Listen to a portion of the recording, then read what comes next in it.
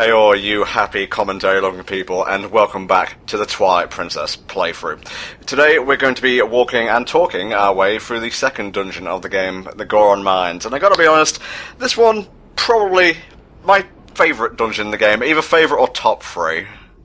This dungeon was definitely the dungeon that saved the game for me. Like I said in a bunch of previous other parts, I stopped right before actually getting into this dungeon because I was just so pained by the tempo and the speed of this game. But eventually, I sat my ass down and was like, okay, I'm going to at least play one more dungeon.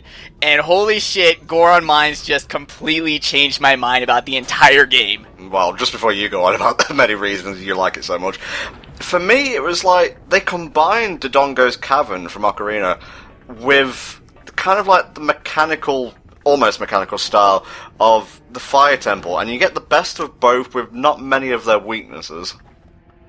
Yeah, well, I mean, they're both affiliated with the Goron, so it kind of makes sense that in the last Zelda game didn't really have Goron, so this was sort of like their way to do a Goron dungeon right. And how would you do that? Well, combine the child Goron dungeon with the adult Goron dungeon, and well, bam, you have this kick-ass dungeon. Excuse me, Maxie, I think you'll find that the traders on the Great Sea were in fact Gorons if you use the Deku Relief. Yeah, but they don't have a dungeon affiliated with them. That'd be cool, a dungeon where you actually have to trade items. This is actually starting to sound kind of familiar, but speaking of things that are familiar, those slugs taken directly from the Fire Temple, and that's going to be kind of a running theme for the whole of Twilight Princess. It's kind of like a best of Ocarina of Time kind of game.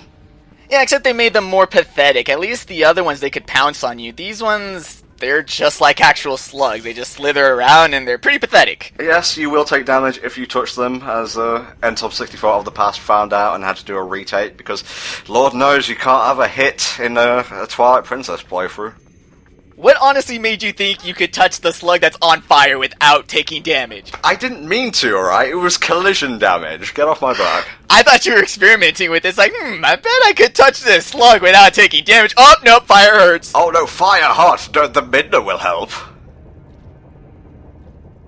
The cool thing about this whole first room, though, is that if you really don't feel like pressing down a bunch of buttons with your iron boots, you can actually just skip all the fire jets. What you do is you just hit them, so take the damage, and then use the invincibility to just roll through the flames. Oh, okay. Well, a smarter game designer would make it so you can't invincibility frame your way through that particular set piece, but what do I know? I'm no Miyamoto. I'm no Ionuma.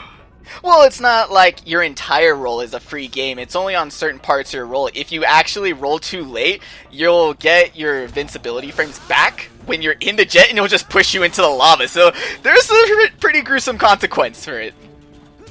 Oh, I love this shit. Check this. Well, not that in and of itself is sick. I was talking about this. Yeah, I was gonna say, well, we're gonna use the death stab a lot, Tom. I don't know if we really need to draw focus on it for this one time. It's really easy to pull that off when fighting Bulbins. I don't know why. Because they're mooks? Yeah, I guess. This is the central room of the dungeon. Big, mechanical, full of magnets. They'll come into play pretty soon, but for the time being, it's at least pretty to look at. You're going to be using the iron boots a lot since they were the item we got right before this dungeon, and the thing I really like about it is the versatility that they bring to the item. Think of it this way. The first time we ever used the iron boots, it was in a water-themed dungeon, okay? Then the next time we used the iron boots, it was in a forest-themed dungeon, and now we're using the iron boots in a fire-themed dungeon. So it's something that I really like about the Zelda franchise as a whole, is that you can take these items of their boots with metal on them, and within different games, you can apply them to different situations and give them different usage, but you're not really changing the item itself. Yeah, pretty much like the Gale Boomerang, but more of that later on in this part. These are Dodongos, and I gotta be honest, if the Dodongos of the past could see their descendants, they'd probably think they look a bit weedy. What's the matter? You don't like their more salamander-like appearance? Well, Charmander's my bro, but even he'd be like, God damn, go to the gym and work out. Yeah, they did get a lot slimmer, but I guess they were going with the whole salamanders are affiliated with the element of fire, they're in a volcano, makes sense, but yeah, they do seem really flimsy, and the weird thing is that they actually still keep their old vulnerability of getting projectiles shoved into their mouths to kill them. Huh, I never actually tried though. Another thing about that room too is that instead of going that whole long way that you did, aka doing the room the right way, if you just pull the slab out a couple times, you can actually roll alongside it, and the giant slab will push you into that little corridor. Nice, I love exploits like that.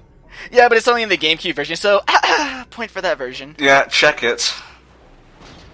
Okay, here we go. The Gale Boomerang, allows you with power over the winds. The Iron Boots in Twilight Princess let you walk on the ceiling. Welcome to the Aperture Dungeon, where now you gotta start thinking with magnets. Yep, Midna is GLaDOS and all that good shit, but really, that's ingenious. It takes an old item, remixes it, and you have a whole new realm of puzzle possibilities. And now we've reached our dungeon gimmick, other than, thinking with magnets, is that we're going to be meeting the other elders of the Gorons. There was that first one, Goron, that we sumoed with, but there's 3 others. This is Goramoto, and if that last bit of his name sound familiar... Oh my god, I never realized that. Yep. Goramoto is named after Shigeru Miyamoto, because if you notice his Japanese name, it's Goro Shigeru. Huh. Yep. So this is essentially his Goron avatar in the game. You'll notice there was a red stone in the room as well. Correct me if I'm wrong, but I think there's a blue and a green one in the other 2 chambers. I haven't taken a look. I mean, you can sort of tell that there's personality in each of these rooms because it's been explained already, but these elders are sort of just camping out in this dungeon because they're trying to prevent someone from getting out. And so I guess these are temporary accommodations, and each of the Gorons has sort of decorated them with their own personality. You're going to see it more with the other 2. I'm seeing a lot of keys on this guy's wall. Again, he's Goron Miyamoto, so I guess he likes designing dungeons within his room? Well, this elder was obviously spending all his free time trying to figure out where the fuck the small keys go when they're used. And if you notice, he had some, little pillars of smoke coming out of him. Hyrule Historia confirms that that smoke is actually supposed to be based off moxibustion. You gotta explain what the fuck moxibustion is? Okay, well, contrary to what it sounds like, no, it is not an explosion of confidence. But moxibustion is actually an old Chinese form of medicine, and I think the best way you can describe it is it's combining acupuncture with fire. It essentially was that they stuck you full of needles, and then they attached a plant to the end of the needles and started burning it. So that once the needle was lit on fire, the part of your flesh that the needle was in would start smoking. I'm completely serious! The whole point of this was that the heat would, increase blood flow or increase chi flow. And I guess they really thought that was a cool thing, so they made a Goron design around it! And then the Westerners came up with the phrase, blowing smoke up one's ass. Yeah, but I don't think there's a chi point in your butthole. Now, this whole room is, as you can see by the map, a maze. And if you go to one of the corners, which we won't be going through for, time purposes and the like, contains a piece of heart, which honestly doesn't really sit well with me. I like my dungeons, and I like my pieces of heart quite separate. Thank you very much. Yeah, Twilight Princess does that a lot. There were also Piece of Hearts in the first dungeon, but we were too busy talking about monkeys and other things. But yes, there are Piece of Hearts in dungeons, and not just, next to them, but actually in them. And I got a huge question, Tom. What the hell's up with Link's hat? That is a good point. Is it lined with metal? Is there chainmail inside the hood? I mean, I can totally suspend my disbelief with magnetic boots, hold you on top of the ceiling while slashing a bunch of burning slugs, but the hat? No. It's not working for me, man. Why isn't the Hylian shield, being flung up to the ceiling? Why isn't the sword? Hyrule magic at this point. Cue the awkward zombie strip here. That is probably the most tedious instance of walking upon the ceiling in the dungeon, so we're past that now, that's cool. It's sort of the trade-off. I mean, you want the feel of, the magnetism, but at the same time, that comes with the fact that, if your boots were heavily magnetized, it's going to be a pain in the ass to actually pull them off of the floor, so... I'd be remiss if we were talking about magnetism and I didn't quote, oh no, a wooden shield. Oh no! I love the killing blow. Can that just be Link's sole move from now on? Why isn't that his final smash? Because we need to Triforce Slash. Better question, why is that still Toon Links? Yeah, that is a good point. What was the hit detection there? Nice job, game designers. Game, please.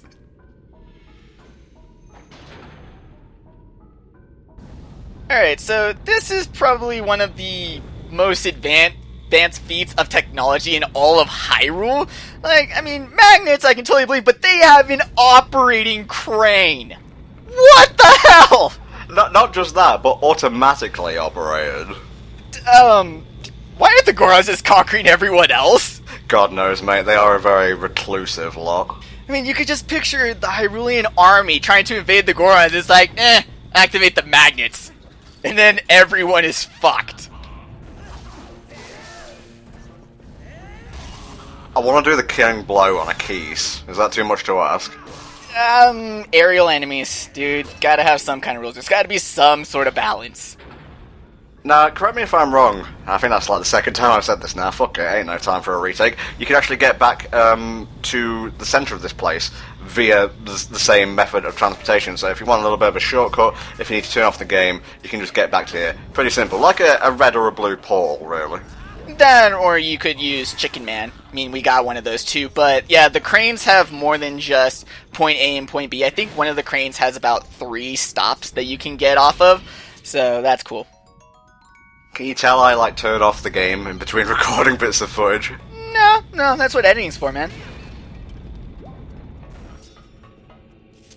Also, just like in the first dungeon, you can totally see the Goron Ruby in all the doors of the Goron Temple. Yeah. Because it's not Twilight Princess if we're not trying to remind you about how amazing Ocarina of Time was. That's a bit unfair, to be honest. You know, that's a Goron thing. You may as well criticize them for eating rocks. Jeremy, why can't you be original? But what about the red Tektites? I mean, the first time you saw those in Ocarina of Time was going up Death Mountain. Okay, you've got a point. And by the way, don't miss this, because you'll need it in the next room. And I forgot it the first time recording this, so I had to do it all over again. Yeah, that's sort of a dick key right there, because most of the time when you want to get a key in a room, you have to obviously solve the room's puzzle, but that key's just sitting there. It's just right for the picking, so... I mean, if you have the compass, you can obviously see that it's there, but other than that, there's really no implications other than you should probably be exploring the dungeon, because it's a Zelda game. I love the colour of Link's tunic when it's been submerged in water. You know me, I'm a green fanboy, that's right, I'm a colour fanboy. It's okay, I like green too, although I'm more of a fan of lighter greens. I like Soul Silver, personally. Oh, you're one of those guys.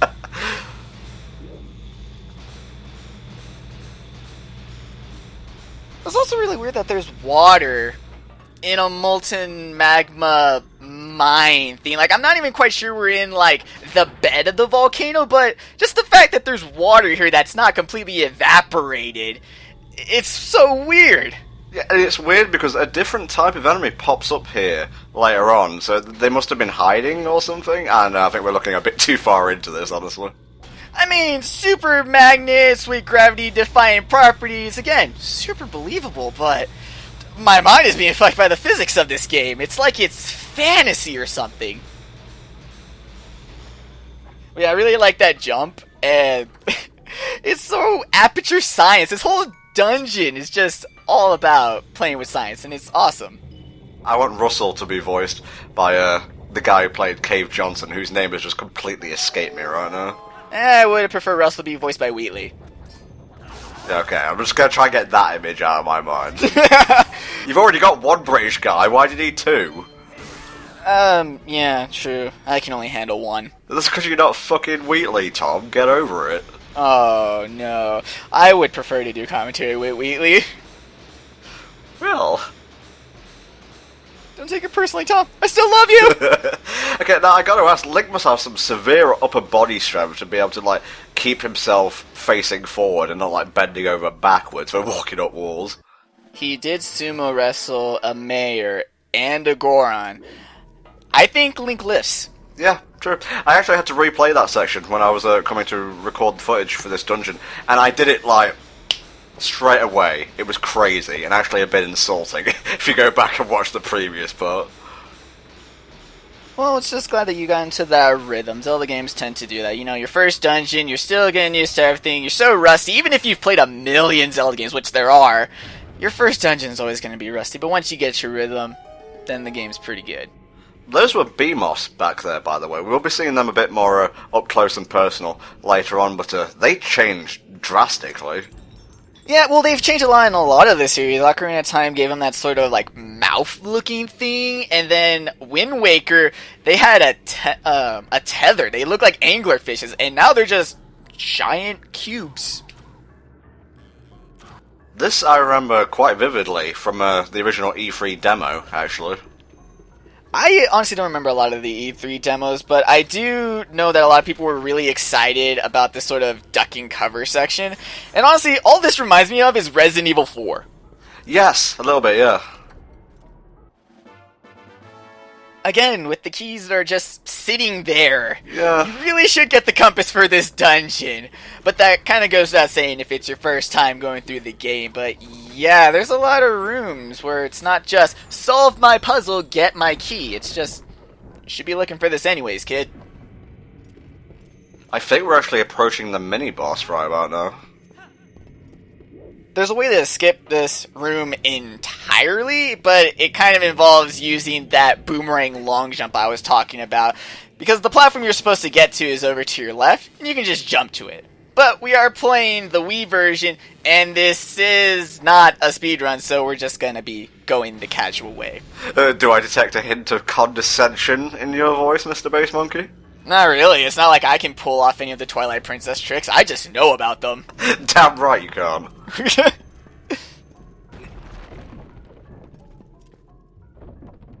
I'm watching this guy carefully. I want to see if his name lines up with any of the other Nintendo executives.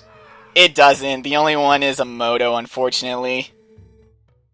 Which is a shame, because, there's one that sounds suspiciously like one. But this one is Gore Ebizo, and he has this weird tick where he says "brother" at the end, and he's got dreads, and there's concept art of him holding a pipe. So I'm kind of wondering, Nintendo, what are you trying to say with this character? Yeah. Look, he's even got green in the background. What the fuck's going on?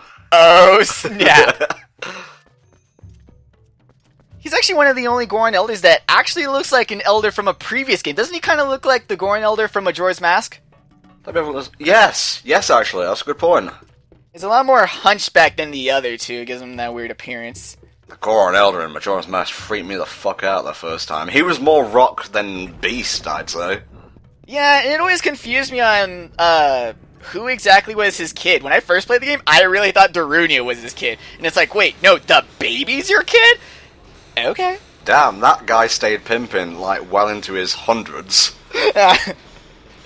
But, so, Gore Ebizo gave you the second piece of the key, and the thing about that piece is that it kind of highlights a problem that I have with Nintendo as a whole, and it's a problem that I've always had, even to this day, is that if you skip that key by skipping this room entirely, the game still thinks that you have the complete key. So you can get the first piece and the third piece, and the game is totally cool with that, and it just lets you enter the final boss room. And that's a problem to me, because it's like, why would you include a game checkpoint that the game itself doesn't even check for? I got in Ocarina of Time, it's like, oh, we had memory issues, but we're already on Wii technology. I'm pretty sure you can put aside some memory to make sure that the player has all three pieces of the key to have the key. Well, you say that, but this was originally a GameCube tile. Still, GameCube can still check. Mario Sunshine checks to make sure you have so many stars, sprites, things. Shines, actually. This is why I don't do the Mario games. Damn, man. He has just been hitting that rock's sirloin something first. Here's the mini-boss, Dan Goro. Funny thing about his name, that's actually the Japanese for the Pokemon Rock'n'Rolla. Nice. Who I will say has the best voice in the Pokemon anime. Well, no, there's no Magnezone from the movies. Excuse me? Rock'n'Roll is amazing. Okay, tossing those Gorons off the mountain on the way up here. was some good practice, because that's basically what you gotta do here. You know, wait for him to rear up and try and punch you, stab his belly a few times, which honestly must hurt like a bit of a bitch, even if he is built like an iron shit-ass, and then you put the boots on and you chuck him into the lava. Do this 3 times and he is done. The rule of 3. Will Nintendo ever stray from that? It's kind of numerically satisfying. It's a psychological kind of thing. It's like top 10 lists. It fills a certain niche. It's kind of weird that the guy has the sense to put iron armor on, but he doesn't put any on his squishy underbelly. Instead, he covers his already rock-hard exterior. That's a good point. I never actually thought of that. It's like, let me put armor on my armor, but keep my weak points still completely vulnerable. Well, in any case, he's kind of pathetically easy. Pathetically to the point that we're not even going to kill him. That's right. It's a mini-boss that we're just going to let go on his merry way. I mean, he was only defending the dungeon. He wasn't being malicious. Yeah, he not even possessed by an evil book. Frankly, I'm insulted. I kind of feel like a dick, to be honest. He was just doing his job, and that one of the most bullshit things in a Zelda game ever happens here. Watch this. Oi lads, fill it up with lava again. Oh. Huh. That's how volcanoes work, right? Levels of lava that go up and down at a whim. I like how the chains don't even reach the platform it was originally attached to, yet it's apparently at the exact same height. What? What is this bullshit that I have to put up with? What is wrong with you, game? God, why can't you be consistent? Now, the dungeon item in this game completely threw me for a loop. Because they spend the whole time talking about, oh, this is a Goron treasure, this is the weapon used by the Goron hero, and they completely affiliate it, and it's a bow and arrow! When has a Goron ever used a bow and an arrow before? Now, I was actually going to interrupt you there and say it was left by the hero of yore, but the text box specifically said, this Goron treasure. So, was it a treasure used by a Goron, or was it left by the hero of time? We'll never know. Okay, that makes even less sense, because Twilight Princess is in the timeline where Link didn't fight Ganon. He stayed a kid. So there is no hero of time in this timeline. Who is the hero that used this bow? Oh, no, my head. Yeah, I'm just here to ruin all the fun of this game. Well, yeah, actually, now that you bring up, Goron treasures and whatnot, at the time of recording this, Hyrule Warriors is out in Europe. I think it's out on the 26th of September in the US. And you can play as Darunia and wield the Megaton Hammer, which is pretty bitchin'. I really thought the Megaton Hammer was going to be the item. I am not kidding. When you say Goron treasure all the time, I was thinking, alright, this is either going to be the Strongy Lifty Gloves or the Smashy Bitchy Hammer. Well, the Iron Gauntlets are in Hyrule Warriors as well, along with the, a certain item we'll be getting later in this particular game, and they are pretty bitchin'. God, everything is in Hyrule Warriors. Yay. Here was that compass to make sure that you don't miss those keys that were required to even get to the compass in the first place. A fucking treasure chest underwater. 50 rupees, they'd usually be there, but no, a very specific item that you need to progress. Under the water before you even have a water-breathing tunic, so it's sort of like you have to take the risk. You have to know in advance that you're not going to drown right away. You have to experiment. Alright, so this is the last one, and this is Gorligs. And this is the one I was talking about where he could be another Goron named after a Nintendo employee, because his Japanese name is Don Regino. Was Reggie even a part of Nintendo? Oh yeah, of course, because he was talking about Mario Galaxy coming to the Americas. Hyrule Historia doesn't say anything, so maybe it's just coincidence, or maybe it is a clever ploy. I love the skinned dongers on the wall. Yeah, that's what I was saying about how the later rooms show some personality. You can pretty much infer that Gorligs is a hunter of some kind. And I also like how he's covered in, soot or war paint. I don't know. All I know is that he's the most badass of all the elders. Gotta be careful here, because yes, they reset. What is this, some NES bullshit technology? Yeah, weren't you talking about memory limitations earlier? were these built by the Gorons as well, if I may ask, or are they a trick of the Twilight King? Depends on what they're made of. If they're more metallic, I would go with the Gorons. If they're more Twilight, I'm gonna go with Twilight King. Well, it's funny, actually, because they're based solely around the area where the treasure lies. So one end of that corridor is guarded physically, and the machines guard the other one. Okay, yeah, so I guess it works as the dungeon security. So yeah, it's probably the Goron. So maybe we should have been telling the elders, yo, turn off your security. I'm trying to help you guys out. You know, with all the puzzles this game expects you to do, the first time I got to this point, I just completely checked out and didn't even think to roll into that grating. It's the simplest puzzles that catch you off guard, much like putting a treasure chest under water, you absolute fuckernauts. We're just gonna keep going back to that, because that really is a dick move. It's like the one flaw in this almost spotless dungeon. And let it be known that it's the water aspect of this fire dungeon that we're hating on. Yeah. Oh, get ready for a crossfade. Oh, no. You fell, didn't you? No, yes, I completely... You fell. I completely fucked it up. Yep. But no, you can actually shoot an arrow into the Dodongo's mouths when they're breathing the fire. It's sort of a callback to the throwing the bombs inside. I don't know if you can actually throw bombs in here, because there's none actually around. You get bombs after this dungeon, actually, like right after.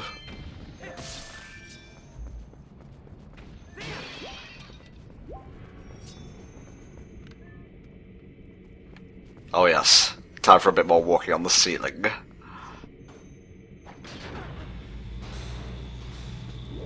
So, were the Gorons able to be magnetized themselves, or what's the deal? Because these boots cannot fit a Goron. So how are all these magnet areas, how are they traversed by the Gorons? Who fucking knows, mate? Like, were these things natural? Like, are these naturally installed magnetic panels and whatnot? I assume that the crystal ceilings are. I mean, crystals naturally form in caves. But the magnetism, obviously, you know, that's gotta be Goron made. Well, unless there's some sort of crystal in real life that has magnetic properties. Sciencey people, please leave us the answers to these questions in the comments. And while you're at it, explain to me what exactly is being mined here. Rocks? It could be, so this would essentially be a farm? Well, yeah, I guess. You know, they stopped being such a culinary twats and basically took the Hero of Time's advice to heart and mined for as many rocks as they could. Yeah, because it is true, their problem in the last game was, we're hungry because we can't eat the other rocks. So they were like, fuck it, we're going to invent technology and now we can eat all the rocks! Yeah, there's a thing called natural selection. If you're surrounded, right, by like KFC, and you refuse to eat the KFC, you just die, because you obviously don't have the brains to survive. I refuse to eat KFC, but that's because I prefer Popeyes. Okay, well substitute KFC for whatever your favourite food is then. I'm going to substitute it for Popeyes then. Doritos, personally. Being surrounded by Doritos. Can you swim in them? Yes, you can, and there's a chest with a key underneath them, because I'm just that dickish. These are the enemies I was talking about. Very Zora-like enemies. Do you know their names? They're Toad something. I know it. Give me a second. Okay, they're called the Toad Poli. Huh. Sounds very Pikmin-ish, if I'm honest. It kind of does. Well, they sort of look like it, too. They're frog-based, even though they look like the Zoras from the first game. But this is a 3D Zelda, so, you know, the Zoras aren't going to be enemies, but instead are going to be humanoid. Having played Skyward Sword and, like, coming back to this, I'm seeing the symbol of the bird and whatnot everywhere now. Look, it's on the shield. You can't get away from it. Alright, round 2, but this time, I'm armed. You know, we're on a level playing field now. I do like that you do this, where instead of getting the item unlocking a second half of the dungeon, it just opens up the previous half with new areas. I mean, both have their merits and both are good, but I enjoy both equally in terms of a dungeon's design. Okay, gonna back up a bit here to exploit the AI. It's a cover shooter now. We're playing Gears of War. I don't think I've mentioned this yet, but the pointer controls are so comfortable and so easy to use that it puts Skyward Sword's supposedly more advanced controls to absolute shame, really. To be fair, there was a lot of focus on bow and arrow, and nothing else. That's why all the other motion control is pretty lame. I think with Skyward Sword, they were trying to make everything motion control and everything work, that everything ended up working, but in a mediocre sense, instead of with Twilight Princess where bow and arrow controls excel and then everything else is pretty meh. Well, in this game it uses the pointer or whatever, but in Skyward Sword it's, motion control. You're moving the Wii remote and then the reticle moves with that. That's another thing too, is that they were trying to go so much with, oh man, it's like I'm controlling the bow and arrow. It's like, you don't need to do that. Look, I get it. Pointing the Wiimote is enough immersion for me in terms of I feel like I'm pointing a bow and arrow. I don't need to pull the drawstring and let it go. Just give me nice, simple aiming. It makes me feel comfortable. It makes me feel confident. And that honestly gives me better immersion than any sort of pull. That's a good point. Could you actually pull the bowstring back? I don't know. Bit too much information there, I think, to process. And now we play the waiting game.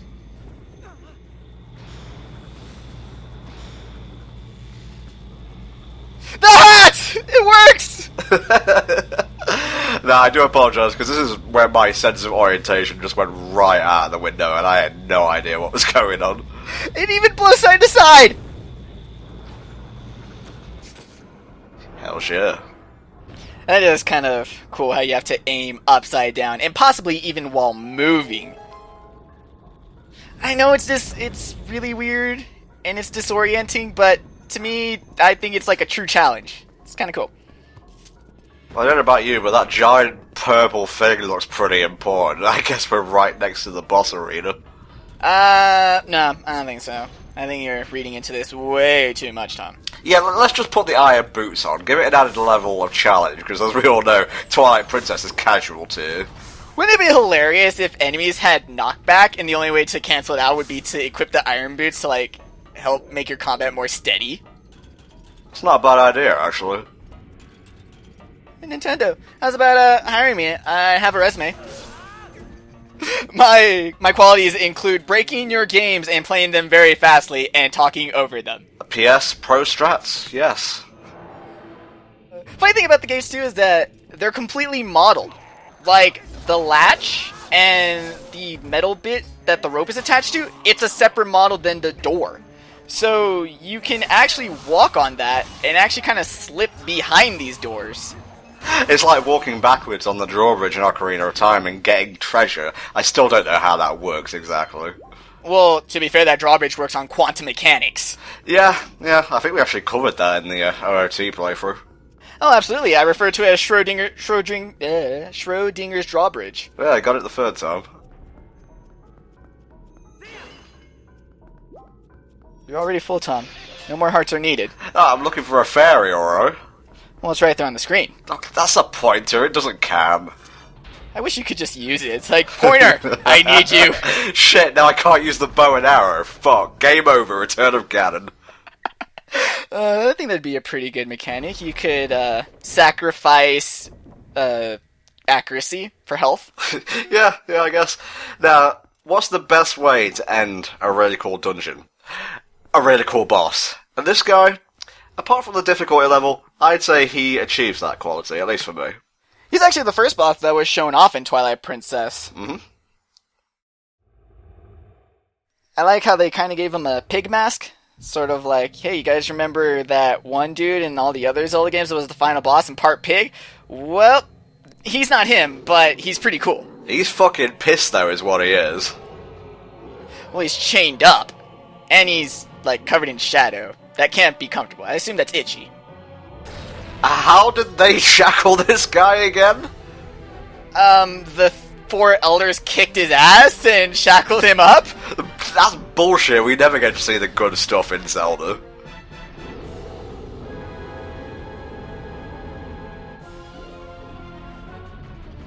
This guy's pretty simple. Just First and foremost, get out of the way. You don't want to run into a guy that's purely on fire. Just pep him in the forehead with an arrow, then get back here, put your boots on, grab the chains, and walk backwards so it trips the silly fool over. He's actually so big that you can't Z-target him, so you have to use free-range aiming, but if you're playing the Wii version, and I will give credit to it, it's really easy to aim. Just gotta hit the shiny gem, and then, like you said, you just pull his legs out from under him. And unique to him, unlike pretty much every other Zelda fight in a 3D game, he only has one phase. He doesn't enter boss rage mode. It's just one set of patterns, and that's it. Yeah, I guess the most he can do is stomp around and take out the columns, you know, give you a bit less shielding, I guess. Yeah, but he does that throughout the entire battle, so... Love this little sting.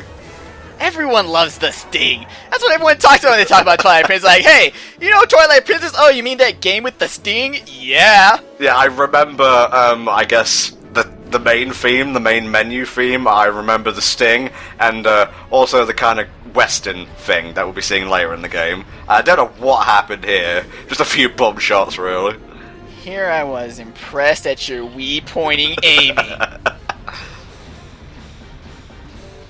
Oh, I can't believe this happened 3 times in a row. Fuck. You'd think you would have just, you know, maybe melted the chains by your ankles off so that you were free. Yeah. And scene.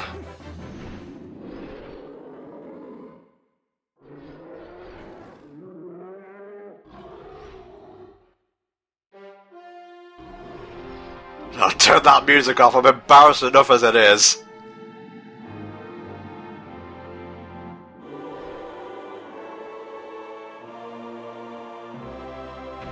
So is that helmet that he's wearing, is that the Fuse Shadow? Or... I think it's inferred to be honest. So it changes shape depending on whether it's possessing something and whether it's in Link's hands. Kind of similar to the Oni masks from Jackie Chan Adventures now that I think about it. It's so jarring to have a Zelda game where you're being rewarded for collecting dark items. I suppose that whole jarring, unsettling nature is kind of, you know, the tonal point of Twilight Princess. It's the richest, the most melancholy. People turn into monsters. True. And then Link kills them. Well, kill is a strong word. The Goron Patriarch back here. It's the Patriarch, isn't it? Yeah, he's the Patriarch that actually surpassed the previous leader, who was the first Goron that you sumoed. Oh, okay. Well, that guy down there, he's good. He just got a... Actually, what was he doing with that dark artifact, now that I think about it? What happened was that the mines were infested with monsters, so him and the 4 elders went to go check it out, but when they did, he got possessed by the Fuse Shadow, and then became Fyrus. Ugh, what a rock-eating tit. Yeah, so then all the elders had to lock him up, and then sumo to pass their time instead of actually trying to go get help. Yeah, I guess so. And he has a flat top. How cool is that? So, closing thoughts on the Goron mines. It's amazing. It has science, but keys and water are a no-go. Yeah. Great dungeon, good puzzles, really good boss fights, even if they're not, you know, the most challenging in the world. But yeah, definitely top 3 for me. And I'm not going to listen to this guy's life story all day. He basically just says, I was evil, now I'm not. Thanks, I guess. And that's all from him, and also all from us. So we'll see you next time on the Twilight Princess playthrough. See you then.